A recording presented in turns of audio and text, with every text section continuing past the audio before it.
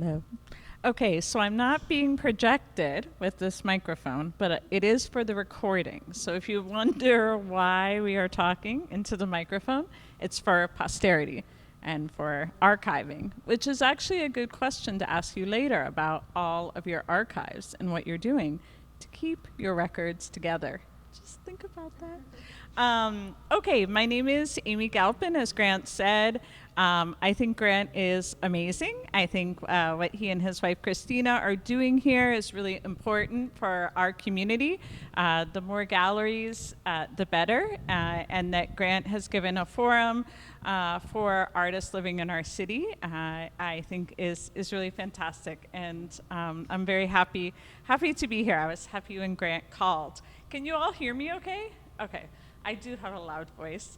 I'm so happy also to be here with these artists and to highlight recent and current students at Florida International University and the University of Miami.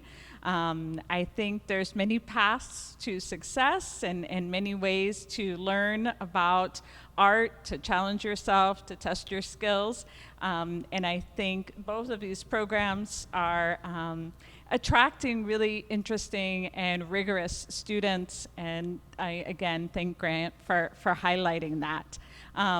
Without any further ado, I think what we should next do is introduce the people sitting next to me.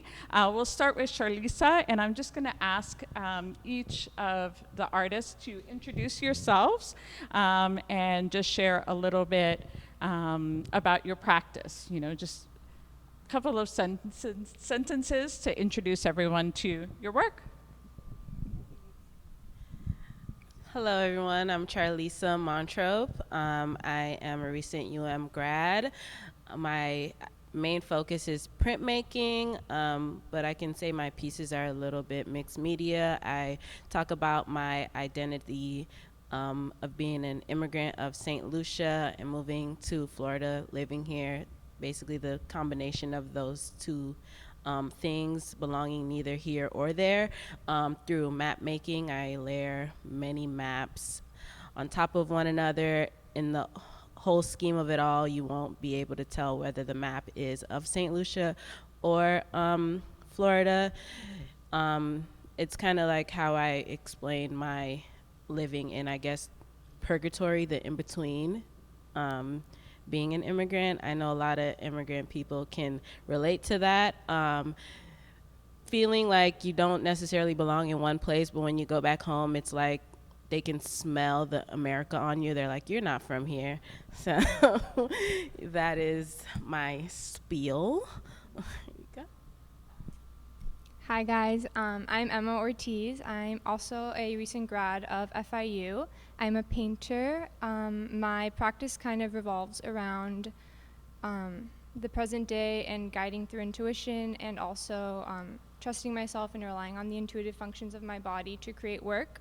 I started painting like 3 years ago, and what kind of grounded my practice was working in my backyard and using orchids as a starting point, beginning as studies, and then as I started to paint them more every day, they kind of became reflections of myself and narratives and self-portraits, which have now evolved into like a body of work that just revolves around internal moods and the way I see the world. So that's the story I tell through my work. Hello, good afternoon. My name is John. FIU as well. I'm still in FIU one more year. My practice revolves around primarily, it's mixed media, but with printmaking, photography in the background. And I've been working around issues of memory and identity in my work, or at least sort of encapsulating identity within memory. What else can I say? I don't want to talk too long and hoard this, but yeah, that's where I'm at right now. Hello, I'm Monica. I'm a sculptor, and my work is generally three-dimensional and four-dimensional, meaning time-based and interactive sculptural work. Lately, I've been working a lot with tools of technology, and I like to basically reframe popular culture in a way that's that visually confronts the viewer. Hi, good evening, everybody. My name is Diego. I'm a second year MFA at FIU, working with photography. I'm interested in topics of memory, identity, and especially displacement. I drew upon the heritage that I have from my family, who was from one way or another displaced in their history, and all those memories from my upbringing actually reflect on the work that I do. And I want to thank you for being here.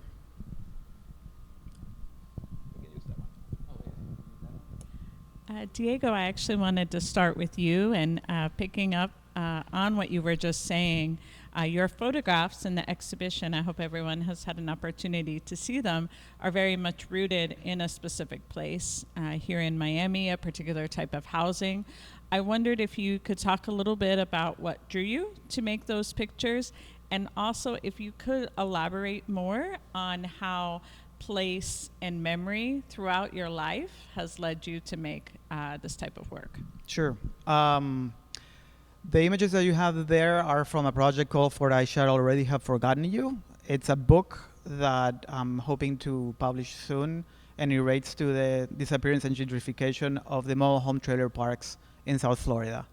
I was drawn to this subject by pure coincidence. I read on the news about this community that I was about to be displaced because somebody had purchased the land, and I kind of felt very confused about the situation of all these people. So I initially went, this was about 6 years ago, I initially went there trying to understand.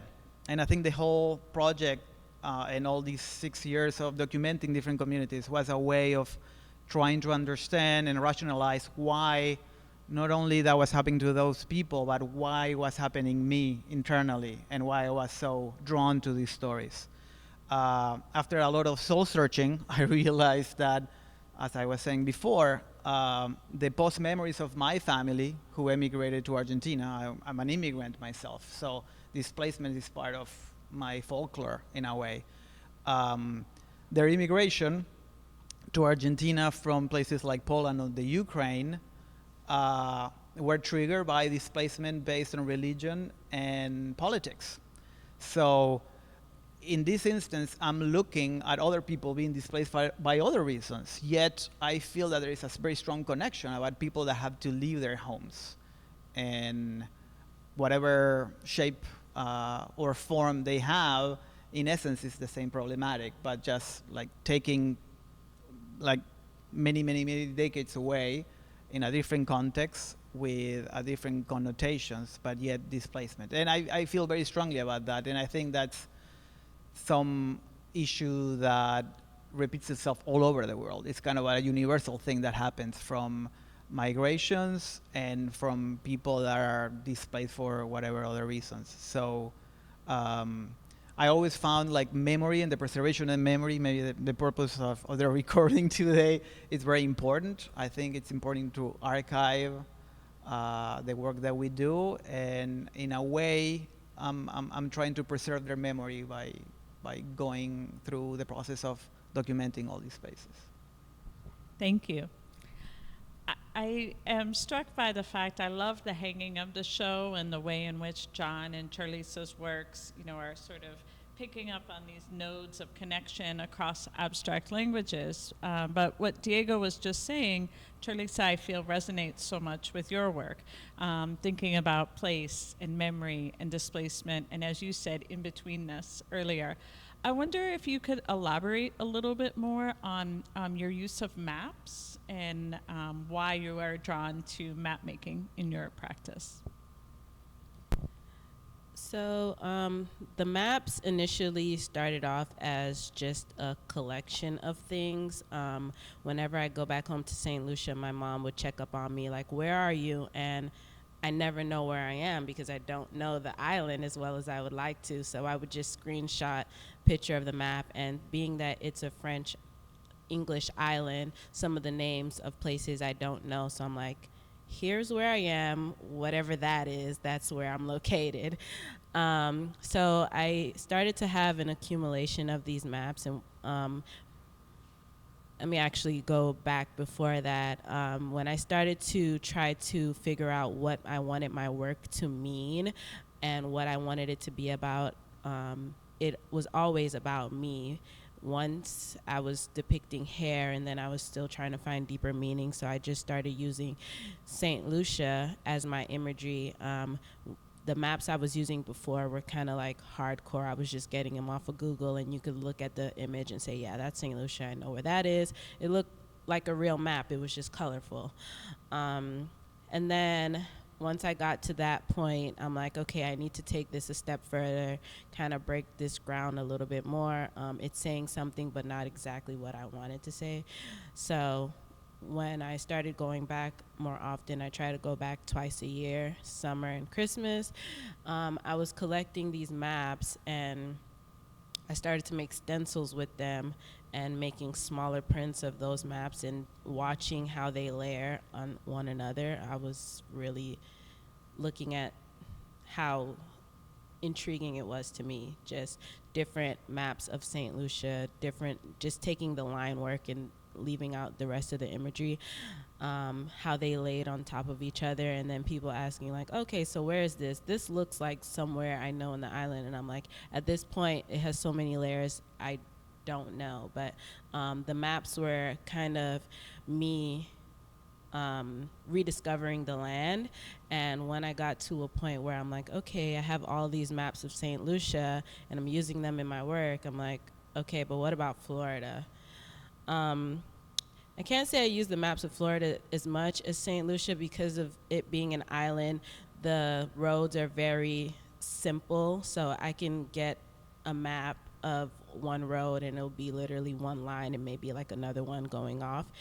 When I decided to bring Florida into the equation, I took a screenshot of the map and I'm like, okay, how am I gonna break this down? Because it was like line, line, line. It was just basically a grid. So I figure out other ways to do that using like masking tape or something like that. But the maps originally started off as my rediscovery of the land and trying to figure out where exactly I am when I'm there. Yeah. Thank you. And you're making me think a lot about how process is really important to you and also research. And I wonder, Emma, John, Monica, if you could all elaborate a little bit on your process, how interrogating techniques and different materials informs your practice.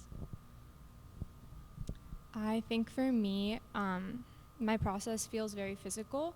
I just on my own work, I cut my own canvas.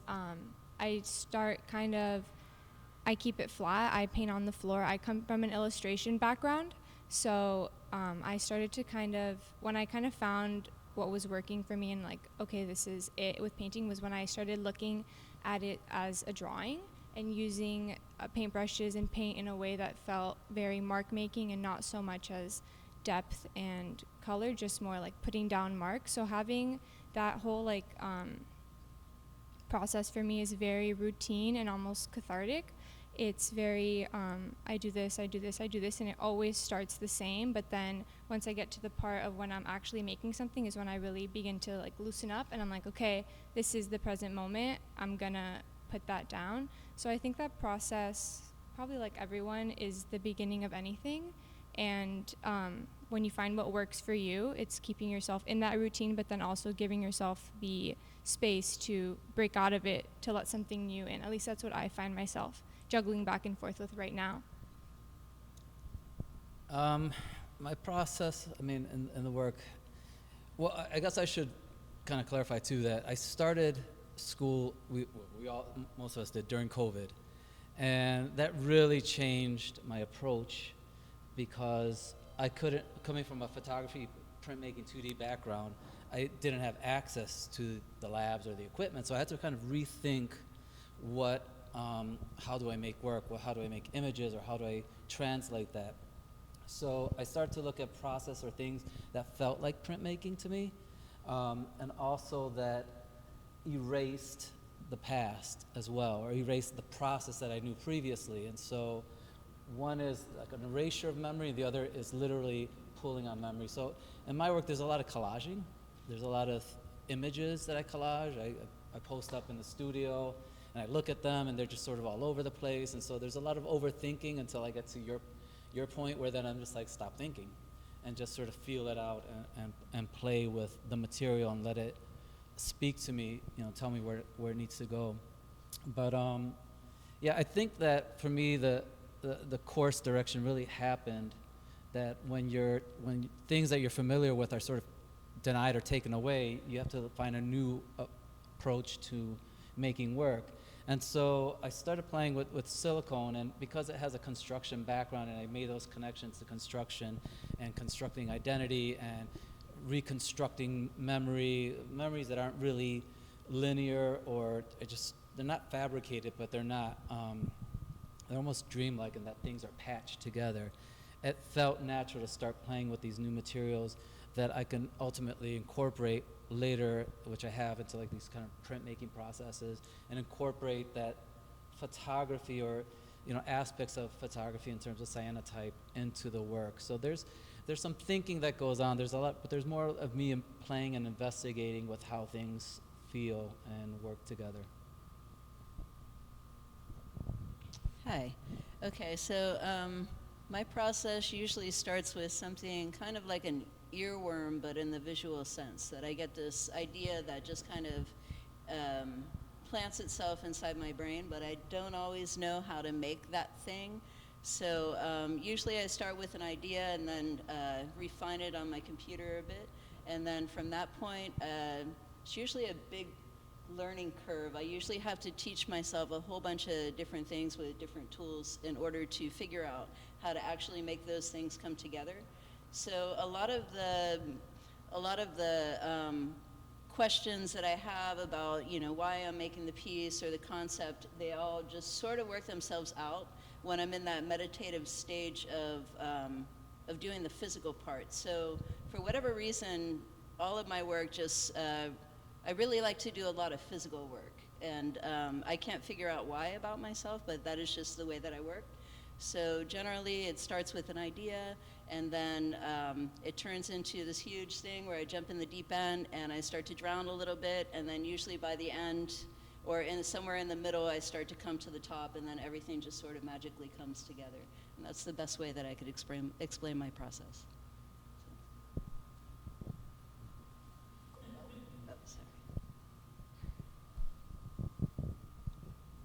Thank you, Monica. John, I wanted to switch topics and come back to you. I came here to the opening. I know some of us were here at the opening, and it was very celebratory. There were tons of people. It felt very exciting after so much time of being apart to have so many people come together.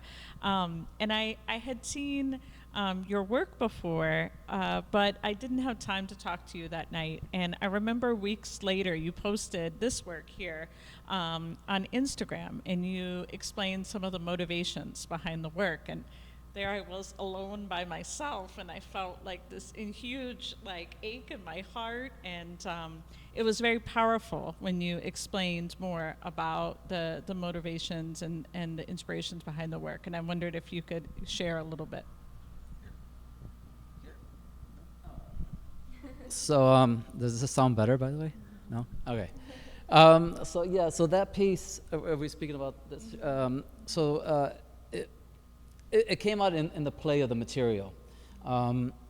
It's silicone, and so when I started to play with it, it started to look like fabric or material, and that's what I started to play with. And there was a close friend of mine back in Chicago, an artist whose work would have been considered craft at one point.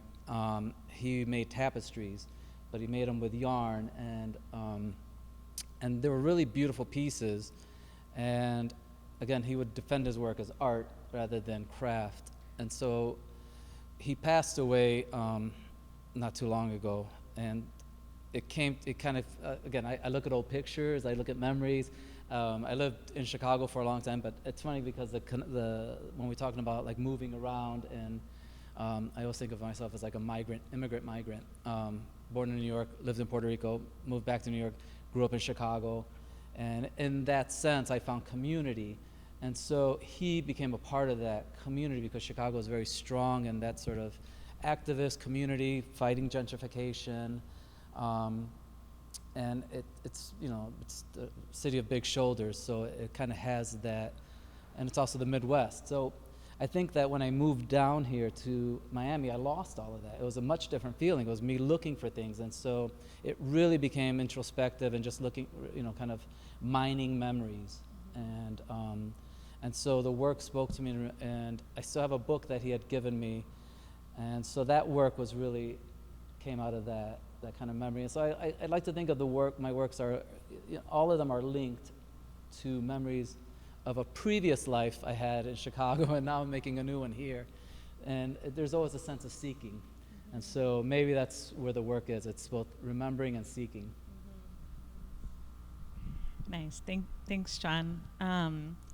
I wanted to talk to you all a little bit about the scale of your works. Emma, sometimes you can go very small, and then as you see behind us, quite large. Monica, I know you work in large scale. And I want you to maybe talk, if each of you could kind of talk about your process in terms of the works that's on view. Charlisa, I know you make artist books.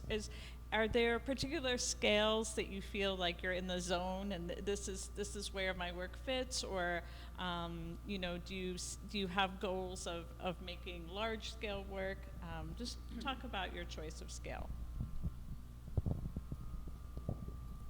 Personally, I like to go big or go home. Even with my artist book in my MFA show, I had a 58-foot artist book. That is one of the longest ones right now that I've done. But I might go bigger. As a small person, for some reason, I like to give myself work. I've made 6-foot screens to print my larger pieces. I have gone small. I used to work, I can't say I've ever worked really small, but my works do start small. They start off as 9x12 jelly plate prints. That's the smallest you'll probably get out of me. And then I digitally print layers after I do traditional prints and go larger. My largest work in undergrad, I was making 10-foot pieces. So these are actually relatively small for me. I do plan on going larger in hopes one day I can just fill a whole gallery wall, which will probably either entail tiling or just a lot of printing and muscle work, which hopefully by then I have a whole team.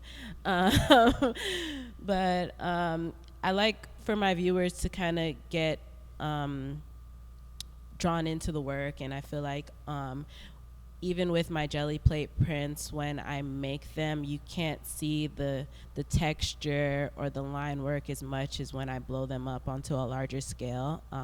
If I put one of my jelly plate prints next to my larger works, that is probably the print that made the larger prints. You won't see as much like density, color, texture. It just doesn't give the same feel as when it's like blown up in front of you. You're literally like pulled inside the work, and that's the feel that I want to give the viewers. Yeah. I think for me, scale has kind of evolved kind of naturally. Like I mentioned before, I come from a background in illustration, so everything was rather small, like book size.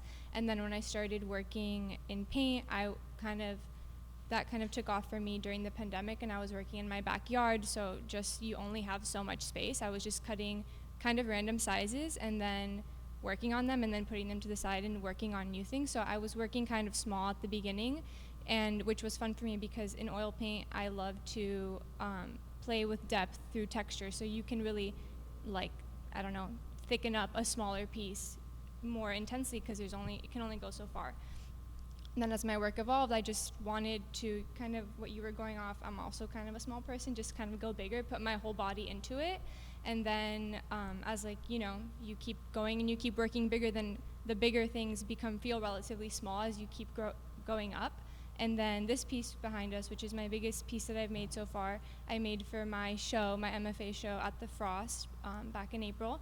And it was really with the intention to let's just put it all in one space. Let's go big. And I had this gessoed. I cut it myself, and gessoing it took a lot more out of me than I thought. It was like a whole body experience. I was like on the floor with like a brush this big. So it took like 3 days. And then when I made the piece, I just had it staring at me for a little bit, and I was like, what do I want to put on here? What can fill this up? And then I looked up at my studio, and I was like, I want to recreate a space that I exist in every day. So this is a recreation of my studio, and I wanted things to be pretty life-size, and I worked on it over a few months, and I actually got in it, which was kind of a cool experience, being able to be in something that I'm making, but I'm actually living in every day. So understanding scale and that, it taught me a lot. So now I think about, now that I'm like done with this piece and working on other things, I think of scale a little bit more with intention rather than just fluidly in the moment. So I'm understanding that kind of, but I think it's also fun to keep scale open. I don't only want to do small work. I don't only want to do big work. I want to do what's right for me in the moment. Yeah.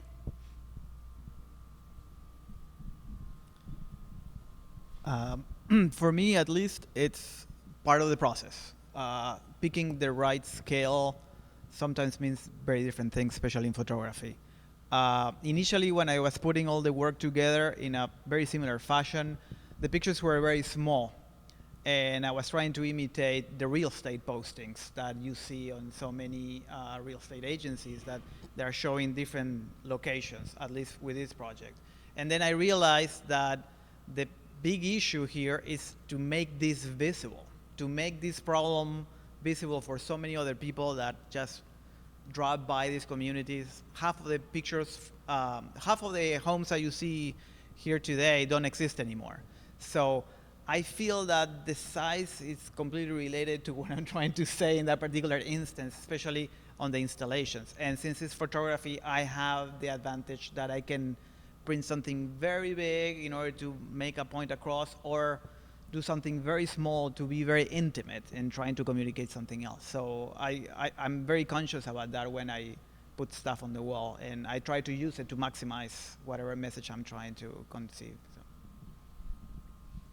So scale for me, I think is just comes from a very early influence. I grew up in Miami, and one of the earliest artistic memories that I have is when Jean-Claude and Christo did the Surrounded Island piece, and I was very young, I think probably about 6 or 7. And I saw that piece. My father used to work at the Miami Herald, so we went out by the Intercoastal, and I saw that piece, and the scale of it just blew my mind. And then, that kind of set me in my course of action to become an artist, although I didn't realize it yet. But a few years later, I did make the decision that I wanted to dedicate myself to art at a young age. So I started with the Magnet School program in Dade County, and every morning I would take the Metro Rail, and I would get off at Government Center, and I would take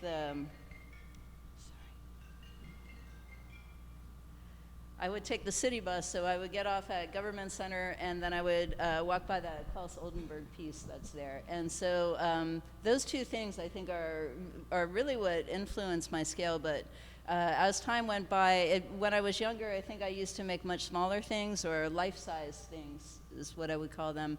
But then I had a motorcycle accident and almost lost my arm, and after that is when my scale kind of jumped up to a much bigger thing, a much more important thing in my work. But I really think that it has more to do with just being able to put the amount of detail that I want to put in the pieces that I'm creating. And I've also found ways not just to fill up the space with physical objects, but I've also in the past made sculptures or 4-dimensional pieces that include smell. And I found that smell is also a very good way to increase the scale of a piece without overwhelming the viewer. So anyways, that's how I feel about scale. I have a follow-up, Monica, I wonder if you could also talk a little bit about any challenges that you face as a sculptor making big work. Obviously, I imagine storage could sometimes be the challenge, but just in terms of, the way like the art market works, in terms of being someone who makes large scale work or public art, and if there are any unique challenges to being a sculptor. Well, there are unique challenges. I think obviously making something large can be challenging if you don't have the right tools, but you could always use your, I always tell my assistants, leverage is my friend, so I think it's kind of fun to be able to work with things that are much larger and heavier than I am, but like to figure out intelligent ways to move these things around. So that's always one thing that I like to add into the mix. Sorry, I kind of lost track of your question. Ask me again. No, you're answering it perfectly. I mean, I just think, I do think sculptors, I guess, personally, I do think sculptors face unique challenges. So I was curious to hear, how that process works for you, whether it's having, sculptures exist in public spaces, or having sculptures, finding collectors who acquire large-scale sculptures. I think, that's more where my question was coming from. Always the most challenging part is moving the sculptures around, and now I have a forklift. I have never had a forklift before, so I've been making large things for years, and generally I have just human power, so I have a number of assistants going and lifting and moving and carrying, so that's always a fun thing, especially when you're making things that are meant to be displayed outside and don't necessarily stay in a permanent home. It's always good when you find a public art space where you can set up something and leave it there for an extended amount of time, so that's always what I'm looking for. Very nice. Well, I see art collectors, art educators, art enthusiasts in our audience, and I wonder if you could talk about, especially recently coming out of grad programs. Some of you are still finishing your grad programs. What are your hopes, kind of, for the art scene here in Miami? Where do you see there to be spaces for growth and further development? Anyone want to take that question? Well, I think that Miami is a great place. There are a lot of opportunities. I think we are very fortunate in that way. We have galleries that believe in the work of people that are graduating from different programs, and that's an advantage that not everybody has across the country and across the world. I think a lot of programs are also trying to work with inclusion, trying to bring other people from other backgrounds into the art scene, and that's very exciting. The fact that we have worldwide art fairs here, it's also a way of getting emerging artists to be seen by other people that normally will not be seen that way. But I think it's an exciting time to be here. I think it's an exciting time for all of us to be able to put our work in front of people that can appreciate it and can recognize it in one way or another.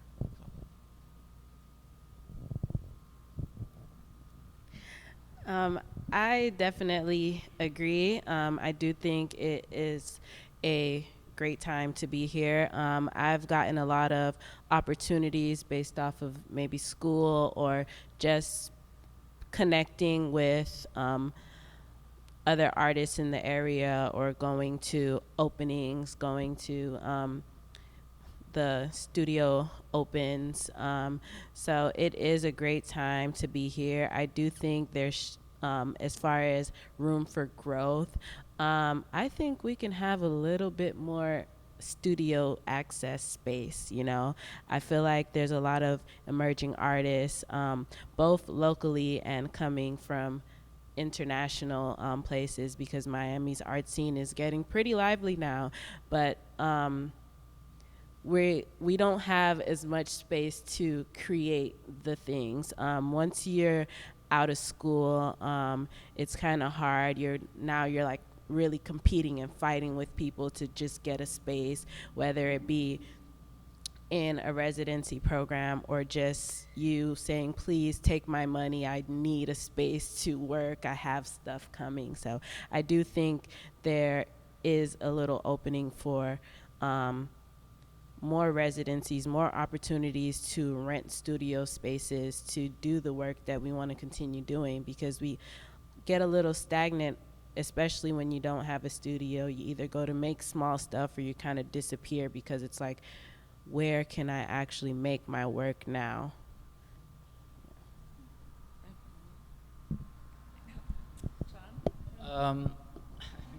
Well, for me, it's thinking about your work in terms of mapping.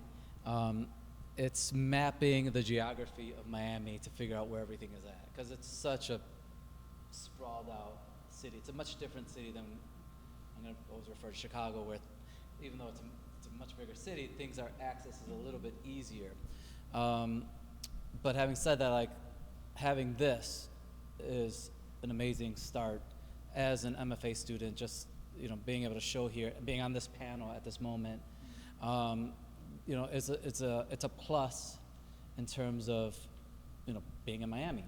So where do I see the scene? I mean, I've seen Miami it's really growing. Does it have a consistent identity? It's definitely still the people come and go kind of a city, but I think that roots have begun to start and taking place here. But yeah, for me, again, it's just really getting to know the lay of the land, and just seeing who the players are, who where the communities are. And I think what you're talking about in terms of artist communities and spaces and places just to make art, that's always been a challenge. That is a challenge, but it's a challenge that you shouldn't let it stop you. At least it wouldn't stop me. I think I recall that when we first started class, we were on Zoom, and our professor Burke there was looking at my back wall and said, well, why don't you just paint that back wall and use that back space? I'm like, no, this is like a spare room. I don't want to mess this up. But now thinking about it, yeah, I would mess it up just because it's a spare room and I have nowhere else. Why spend more money on another place if I have the space? But right now it is for me just knowing. Again, I'm always seeking community, and I think I've already started, and I think that's really helpful once you're getting to know who everyone is and meeting new people, and yeah, it's very helpful, and it just kind of helps to center you in a new space. Plus, I'm in Broward. And that's another challenge, being one county away. Anybody? Well, I agree with what all of you are saying. I agree with Charlisa that spaces are too limited, and it's a big issue, of course, that we're all facing right now. Artists or not, the rent in Miami, but certainly for artists, it's a major issue. But John, what you say is actually the advice I always give to people when they ask me, what should I do? I want to get my work out there. And I ask them, are they participating in our community? Going out, showing up, knowing where the different communities are, and finding a space, I think, is not physical space, but a supportive space, emotional space is so vital. I know I made a joke earlier about a question about archiving, but I'm going to ask it. When we started, we were, of course, referencing that Diego had the idea to record this program, and I wonder, have any of you developed particular tools or processes to be archiving your work? I can't tell you how many artists I've worked with who work for decades and they don't keep records, or installation photos of their exhibitions or articles about their work. What are you all doing to keep archives and also to conserve your own work? Anything at all, I hope? No, I was just wondering if anybody else wanted to start. I think for me, what I do is, it's kind of maybe like daunting at the beginning, but you just photograph everything. Like, you're photographing every step of the way. And at the beginning, I was just doing it because I don't know, I just had a phone in my hand and I was like, okay, you might as well document. And then as I started to look back, it felt so satisfying to be able to look back on everything that I had done, because there's a lot of times as an artist that you feel like you haven't made something new in a little bit, or you're feeling maybe unproductive. And not only having these like great images and records and interviews or installation photos as your archive is kind of like your bank of what you've done, but also to remind yourself what you're doing, where you started the development of your work, I think is really helpful for me. And that's kind of how I look at archiving, especially in today's day and age where everything is so digital. Just like a million photos of everything, you can just like get a hard drive and you put it all on there, and hopefully you don't lose it, you know, because everything is on there. But then also making sure that your work is being well preserved in like a non-humid space here in Miami, that can be also like a little bit tricky. But definitely just like digital archives, taking photos, videos, and then, which I think can also be a little bit hard, like because you don't want to interfere with your practice and you want to keep it really natural. So kind of finding that balance, I think, is an interesting thing that artists in today's day and age kind of navigate every day. So likewise, as far as taking photos, I take a bunch of photos within my process, every step of the way, every layer. I take a bunch of different photos on my phone. At the final layer, I take good pictures with my digital camera. I have a hard drive. I save my images on more than one hard drive because you never know what can happen. My smaller prints, I scan them. I have many different places that I save them. And as far as once they're not on a gallery wall, I store them in a storage unit that has air control, but just pictures, and more pictures. I probably have 1 million pictures of each of my pieces, from out to see the entire piece to very detailed shots of each one. I just try to store everything. That's my archive, and the paper that I work on is archival paper. The processes I use are archival as well, so they're not going to deteriorate in like 2 years or anything. So at this point, I find myself with lots of hard drives filled with all kinds of files for each, like this piece, for instance.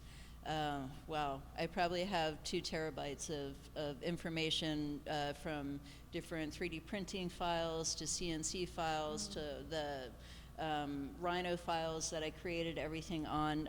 But there's another thing that I've been doing that I started years ago, and that's actually making physical books.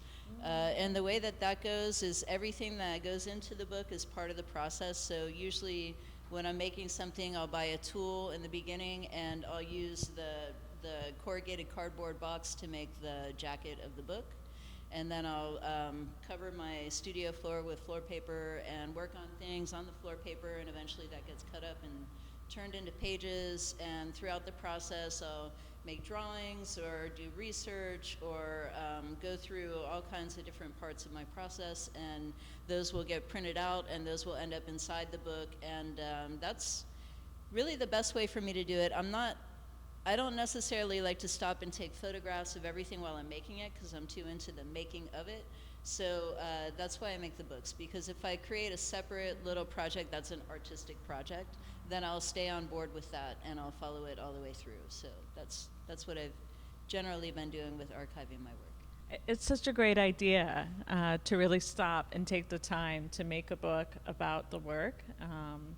And because, you know, over time work changes, it gets damaged, but right in that moment to have the archive, that's great. Well, they're great to look back on, because sometimes I'll write things down and it will just, you know, be a passing thought, and I won't really think about it. But then when I go back and I take the book off the shelf and I start reading through it, then it reaches this whole new meaning. Mm-hmm. So that's the fun thing, is when you get to go back and reflect on those projects, and then you find all these extra details that you weren't necessarily open to at that time. Mm-hmm. Yeah, definitely.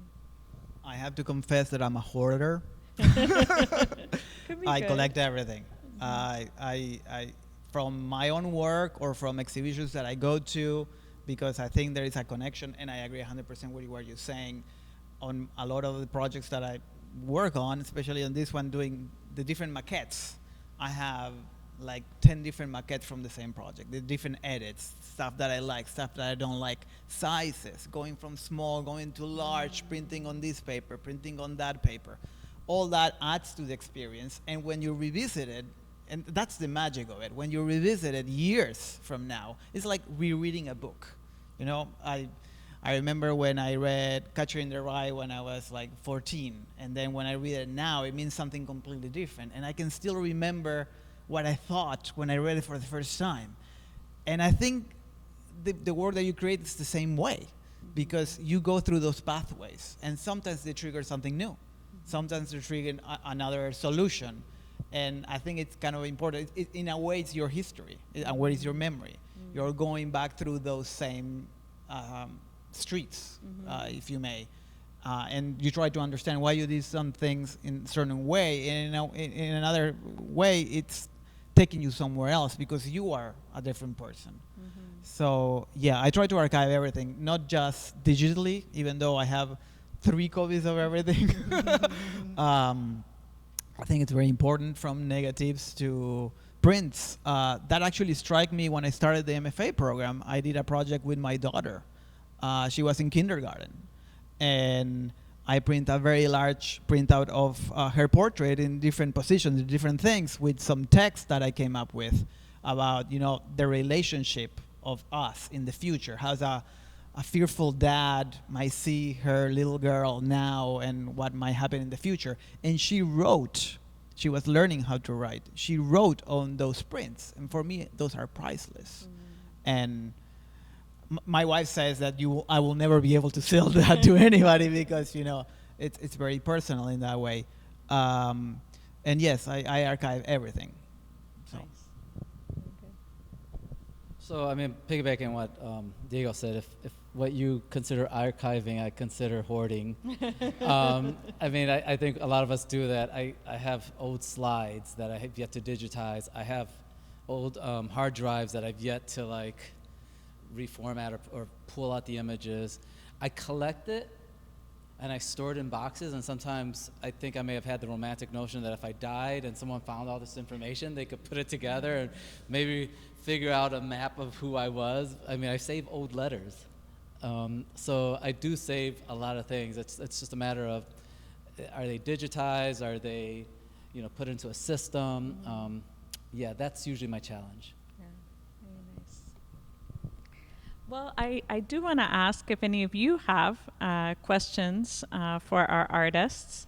I have a couple more questions, but I'm curious if any of you would like to pose questions for the artists. I'll pose one, and you can think about if you have a question. Emma, of course, I had the great pleasure of getting to know your work through your MFA show. And one of the things I thought was so fascinating about your process was that it was diaristic and really this almost daily ritual of making work. I wondered if you could elaborate on that approach, and maybe some of you could also share. You know, some artists need to take 2 months, 6 months, and not make work and just read and do research. And for some people, it is every day. So if maybe you could take us inside the studio and tell us a little more about your approach to making work. I think, okay, hold on, let me think for a second. Okay, so for me, when I started painting, I feel like my whole life I've kind of been the same, like inside my body. There's something I wanted to share, like the colors I see, the forms I see, but it took me a little bit to figure out how to get there. And that was kind of through learning about myself. It was kind of thinking about like, okay, I'm an artist, like I will always be involved with art, but like I need to work on me. I need to understand myself. I need to gain trust in myself. I need to believe in myself. And through that, like switches in my brain, which happened over time, was a lot in the pandemic when I was just at home, so we had a lot of time to focus on ourselves. That's kind of when I started kind of like building that confidence and that relationship with myself, where I was like, okay, I'm gonna paint every day, and I started to paint every day, And it kind of became like an obsession. Like it became, I became obsessed with this ritual that I had, that I just was putting myself in the situation that made me happy every day. And then at first it was just physical. It was just, I'm putting paint down and I like it and I'm moving on to the next thing. And then in the next painting, I'm learning from that painting before. And as I've been as I've been thinking about this now for almost 2.5 years, I think, I've started to realize that this is my entire life. This is so personal to me. I'm putting together, like as I've accumulated a lot of work that I've made, and when I look at it together, I'm like, this is me on paper. And I was like, this is a diary of myself. And I think as a little girl, I think I'm very similar to how I was, and I think probably not all little kids, but as a little girl, I loved the concept of a diary and the story of me and who I was. And as an adult, I finally feel like I'm there, or I'm evolving into what I always wanted to say. And that's become kind of just like a really special ritual that I get to now share. And yeah, it's just become kind of this everyday practice. And I mean, real life happens. I don't paint every single day, as like life got more complicated, like more hectic when COVID stopped. You know, there wasn't always time to paint every day, but keeping myself in check. And as I was painting every day, I realized that I was growing more, and keeping myself in check with that has kind of been what's kept me sane in a lot of ways. So yeah, I don't know if anyone else has like a similar experience. In terms of working every day? No, Or just your process. Like, do you take long periods where you need to just not make work and you just need to do research and read? Charlisa, I don't know if you just took a bit of a break or if you were making work. Well, for me, I feel like I'm always making work. Whether I'm putting it down or not, it's always something that's going on in my mind. I'm taking notes. I'm paying attention to things. I just came back from St. Lucia 2 weeks ago, so in everything that I experienced during being there, even though it was a vacation, for me, it's always like a research opportunity. I'm like, okay, I'm taking this down. This is a mental note. I'm bringing these things back for my work. I'm taking screenshots of maps still, even though I have 100 of them, and I have 100 prints, jelly plate prints that I haven't even touched yet to put inside my work. I'm still making more mental notes to make more. And when I go back, it's, you know, so for me, it's always, I'm always kind of rolling. I'm always thinking of the next thing. I'm like, okay, this is an idea I have to write down. I'm going to do this, and this is coming next. So physically, I can say I stopped working as soon as my MFA show went up. I was like, yep, that's it. I'm taking a break. But mentally, I'm still moving. I'm still creating. Yeah. Thank you. I mean, for myself, I try not to, like this summer was a little weird because I had an interruption of moving. And I wasn't taking class, but I figured let me try to, when I could get in, I would get into the studio. But I've kind of tried to balance it where I was like, I'll do some studio work. But the studio work is mainly just try to play around with some ideas, just not to get anywhere with them, but to see if they're working, and they haven't, but that means they're working. But also just doing research in other aspects. So idea of archiving, looking at the web page, looking ahead. I'm always trying to think ahead now instead of just only the moment. So there's always a lot going on, and I think also like Charlisa, I also just dream the work half the time. The work is like dreaming, and it's part of the problem is like, okay, I see it in my brain. I need and you know, translating is the difficult part because, you know, that's the experimental part. Like, I could either go to the tried and true, or I can do which I tend to get bored of, and then I always want to try something different. So I'm always trying to reinvent the wheel, which I think is a problem. But so yes, I'm most thinking about the work. I'm also thinking about the research, and research for me is not necessarily researching archives or looking at other work. It's researching possibilities for the future, such as once the MFA is over, residencies, the idea of where's my next studio space going to be. You know, so there's a lot of, for this summer, there's been a lot of that thinking involved. Yeah.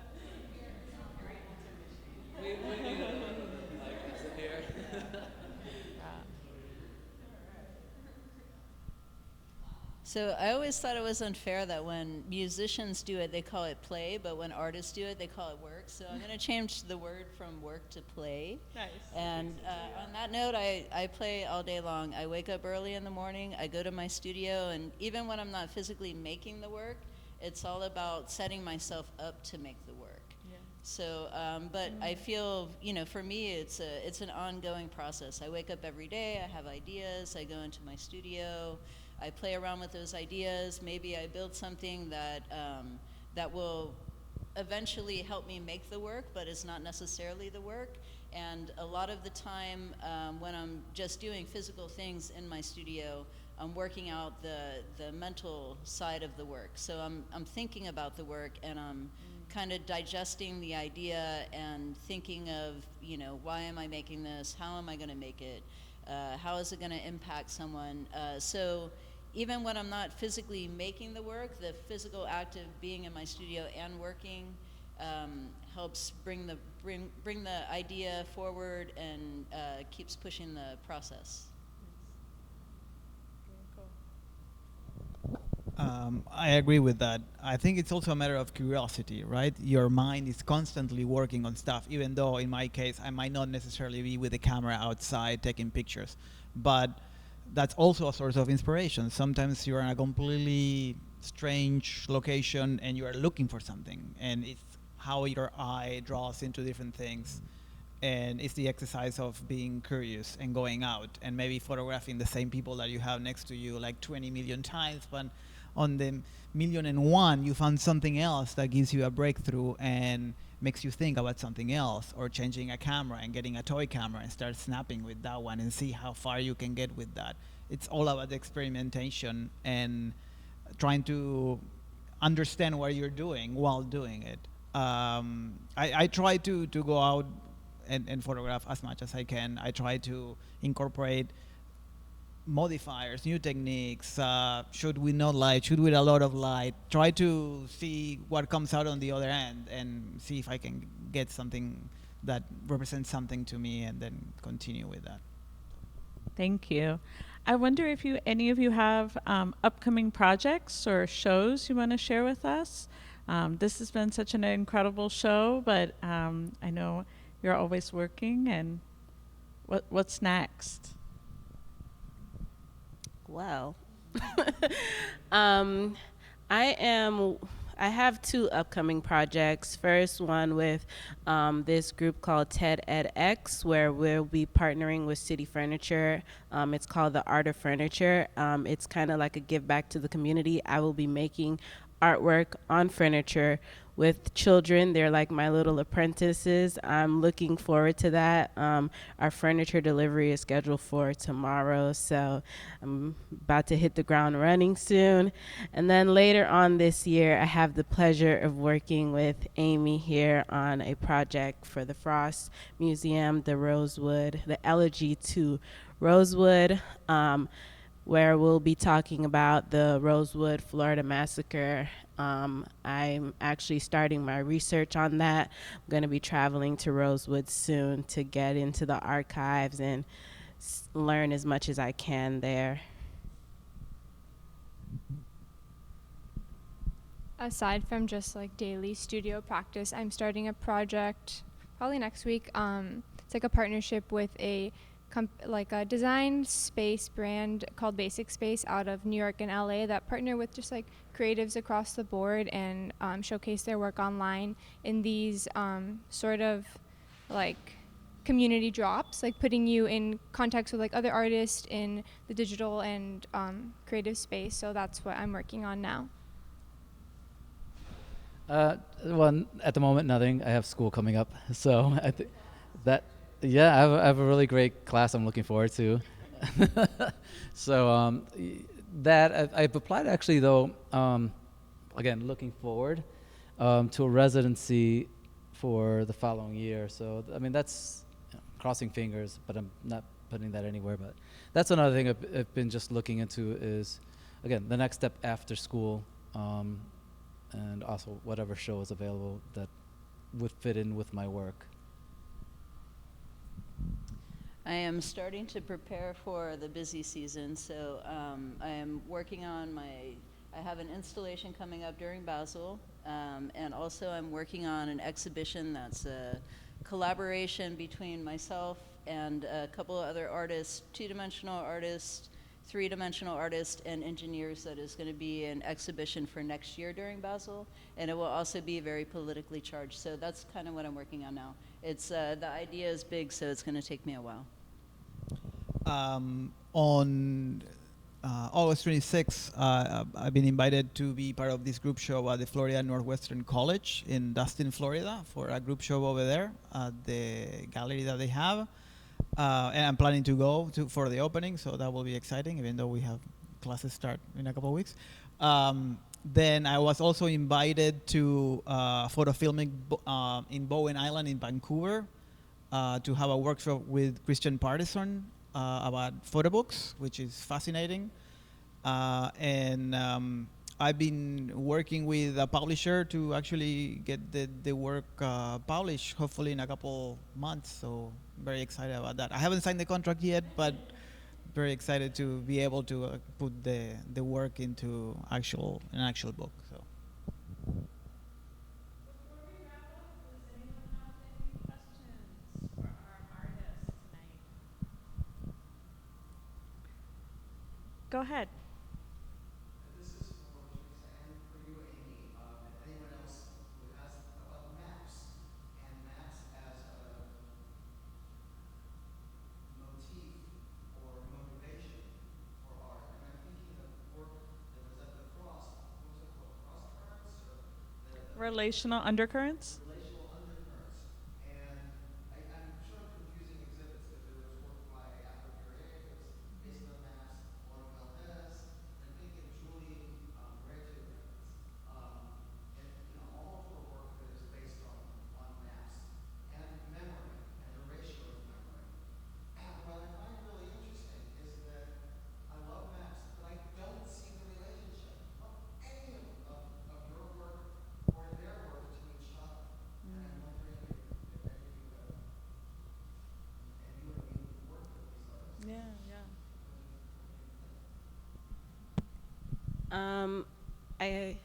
So you mean like all of us, or just me? Use. My work is based on maps. Okay, so I actually have a map as a contemporary book, and I research a lot of artists that use maps in a contemporary aspect, and I've noticed that I guess I use them as a source. I research them and I see like kind of what the discourse is, but I'm also creating my own discourse. So whereas Julie Muretu's work might be about maps and their erasure and memory, my work would be more like, there's an artist and it's blanking for me right now. I have the name in my artist statement, but I can't, it's not coming to me. But his work was basically about his hometown and places he had traveled to and been in. And I say I can fit more in that discourse as far as like migrating and places I've been and places that I'll be going. But I know there's a lot of discourses when it comes to maps. There's political reasons. There's, so I hope I'm answering your question right. But I'm basically kind of creating my own path and my own discourse, whereas I relate to some of them, but I don't fall right into the same discourse as them. Yeah. And I think mapping is a major leitmotif in contemporary art, just like time, memory, displacement, in-betweenness. There were several threads, nodes of connection across these artists today. And I think, we can think about mapping, literal mapping. We can also think about artists who map experience. And so for me, as someone who occasionally writes about art, the concept of mapping is something that I'm constantly returning to in my work. Well, I know that Grant has kindly provided some beverages, so there's going to be some social time. I know, I'm pretty sure our artists are going to stick around, so you can ask them questions informally. I want to thank Grant again for this incredible forum, not just for this program, but for the exhibition. I think it's really vital for Miami to have exhibitions like this. And thank you all for coming. Have a good night.